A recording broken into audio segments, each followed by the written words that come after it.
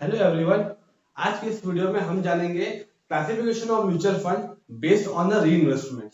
Mutual fund की series में हमने लास्ट वीडियो में देखा hybrid and solution oriented and others mutual fund cover किया है। बेस्ड ऑन एसेट क्लास के अंडर में हमने म्यूचुअल फंड को कैटेगराइज किया है। तो आज देखते हैं हम classification of mutual fund based on री इन्वेस्टमेंट, जिसके अंडर आता है तीन category. First, growth. Second, dividend.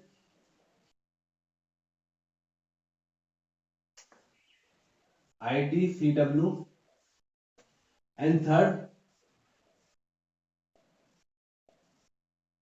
Dividend री इन्वेस्टमेंट।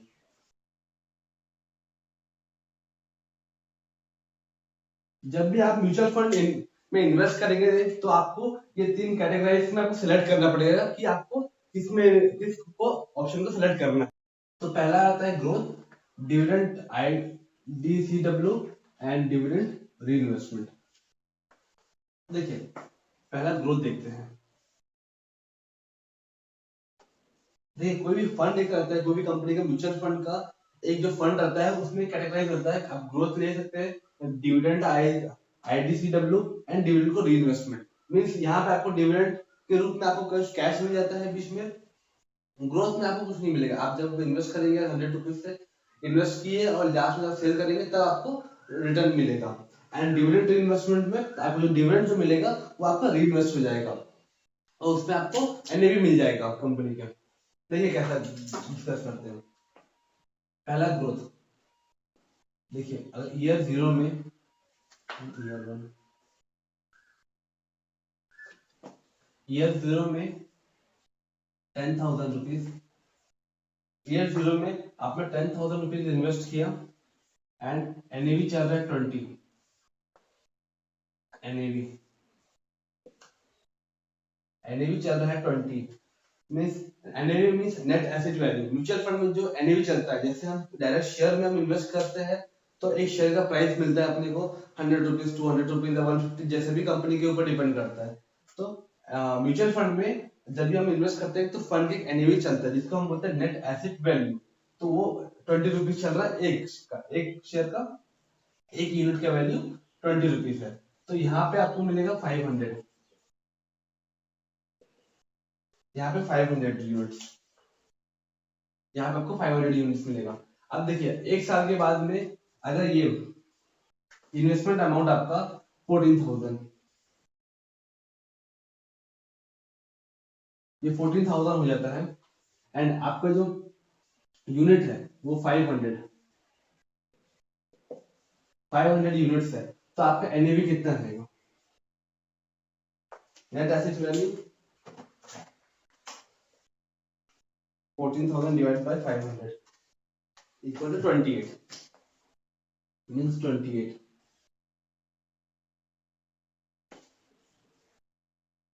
28 per unit. तो यहाँ पे देखिए, अगर एक साल में आपका ग्रोथ हो रहा है तो आपको जो NAV है वहां पे आपका 20 रुपीज पहले NAV था आपका जीरो में, ईयर जीरो में 20 रुपीज, तो एंड उसके बाद आपका NAV हो गया है 28 रुपीज। तो ये NAV मिल गया आपको, यहाँ पे NAV इंक्रीज हो गया है। NAV जो है,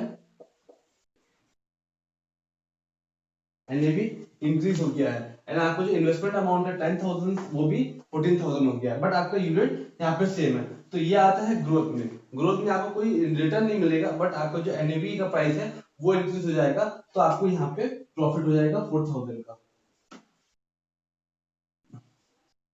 4,000 का आपको प्रॉफिट हो जाएगा इसमें। तो ये आता है ग्रोथ में। ग्रोथ में ऐसा वर्क करता है। एंड नेक्स्ट देखते हैं डिविडेंड। डिविडेंड IDCW का मीन्स है income distribution cum capital withdrawal. देखिए, सेकंड आता है डिविडेंड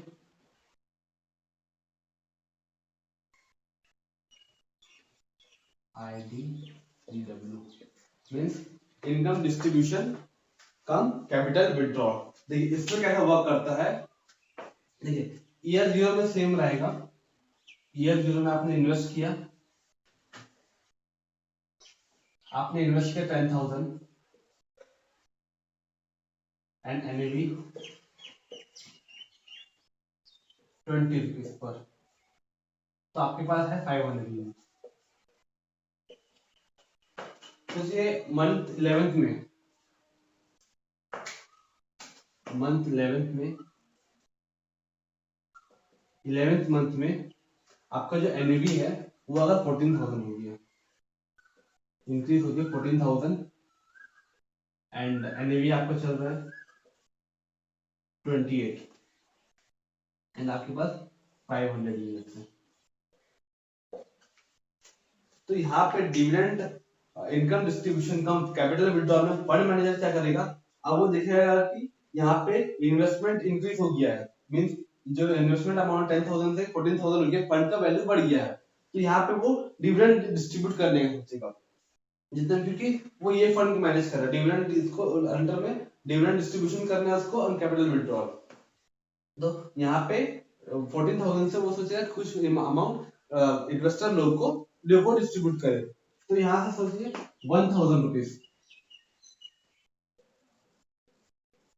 1,000 रुपीज वो डिविडेंड के रूप में जितने भी फंड इन्वेस्टर लोग हैं जितने फंड में इन्वेस्ट किए हैं उसको एक यूनिट के हिसाब से, जितने जिसके पास यूनिट है उसके हिसाब से 1,000 रुपीज वो डिस्ट्रीब्यूट कर दिए। तो नेक्स्ट 11th ईयर 1 में, तो अब ईयर 1 में क्या होगा, यहाँ से 1,000 रुपीज चल गया फंड, टोटल फंड से 1,000 रुपीज चल गया, तो यहाँ पे 13,000 rupees, 13,000 rupees remaining, and unit यहाँ पे यूनिट सेम रहेगा, बट डिफरेंट कहाँ आएगा, एनएवी पे।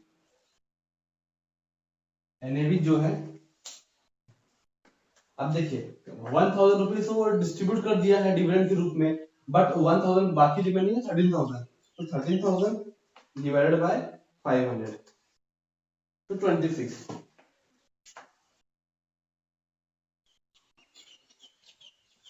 26। यहाँ पे जो एनएवी है देखिए, यहाँ पे जो एनएवी है वो डिक्रीज हो गया है, मींस ग्रोथ में जो है एनएवी, ग्रोथ का जो एनएवी है वो इंक्रीज है 28 है, बट यहाँ पे डिस्ट्रीब्यूट नहीं हुआ है, तो यहाँ पे क्या हुआ है, डिविडेंड में 1,000 रुपये डिस्ट्रीब्यूट हो गया है, तो फंड मैनेजर डिस्ट्रीब्यूट कर दिया है, तो यहाँ पे उसका एनएवी डिक्रीज हो गया है। तो ये एग्जांपल समझते हैं, देखिए यहाँ पे एक एग्जांपल लेते हैं, Nippon small cap. Small cap अगर आप ग्रोथ में इन्वेस्ट करें तो उसका एनएवी जो चल रहा है आज के टाइम पे 162.16, and same Nippon India fund एक ही है बट उसमें डिफरेंट आ जाता है, फंड एक ही है। देखिए अब निपॉन स्मॉल कैप में अगर आप IDCW पे जाएंगे तो यहाँ पे इसका 96.39,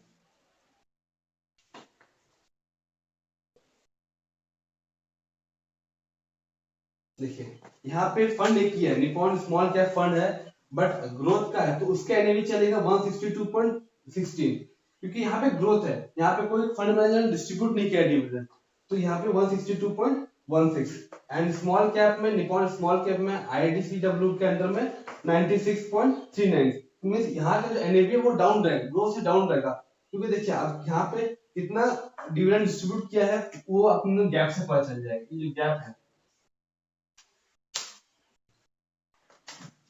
162.16 minus 96.39, 65.77, 65.77।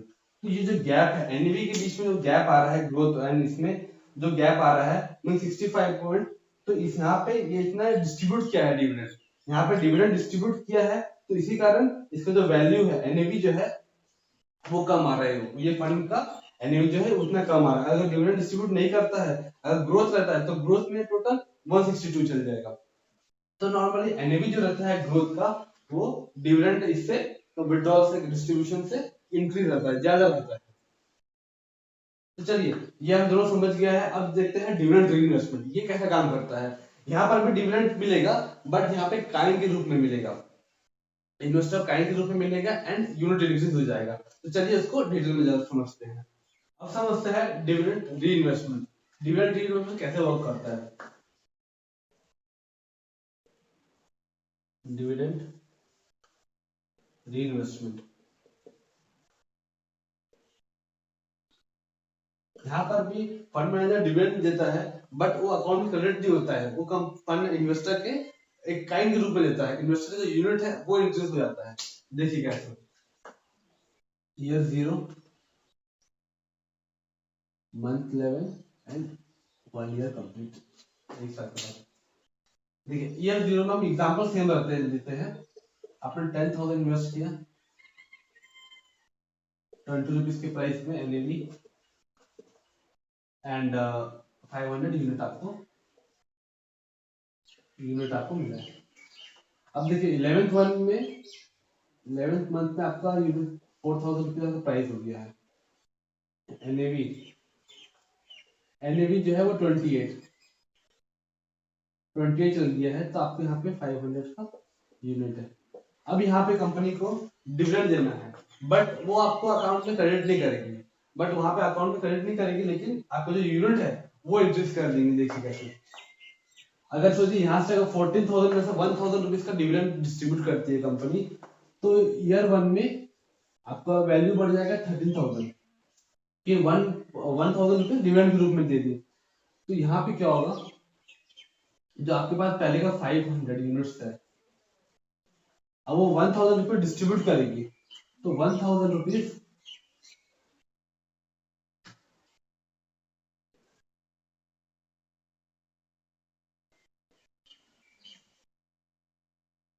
तो 1,000 रुपीज डिवाइडेड बाय जो करंट एनएवी चल रहा है उससे अगर डिवाइड कर देगी, क्योंकि 1,000 रुपये डिस्ट्रीब्यूट कर रहा है, तो ये आंसर आएगा 35.71। 35.71 मीन्स यहाँ का टोटल जो यूनिट है वो आप बढ़ जाएगा 35.71, ये यूनिट हो जाएगा, ये आपको यूनिट फ्री में मिल जाएगा। यहाँ पे आपको जो कैश है, जो डिविडेंड आपको मिलने वाला था अकाउंट में, बट वो अकाउंट में नहीं मिलकर आपको यूनिट के रूप में मिल जाएगा। तो ये हो जाएगा 35.71, यहाँ पे 35.71 यूनिट आपको इंक्रीज हो गया है। अब यहाँ पे एनएवी कितना आएगा, ये देखिए, अब एनएवी बचा यहाँ पे 13,000 आपका टोटल अमाउंट है। अब आपका यूनिट हो गया है इतना, 5 डिवाइड कर देंगे 5, 35.71, 24.26, तो यहाँ पे जो एनएवी आपका आएगा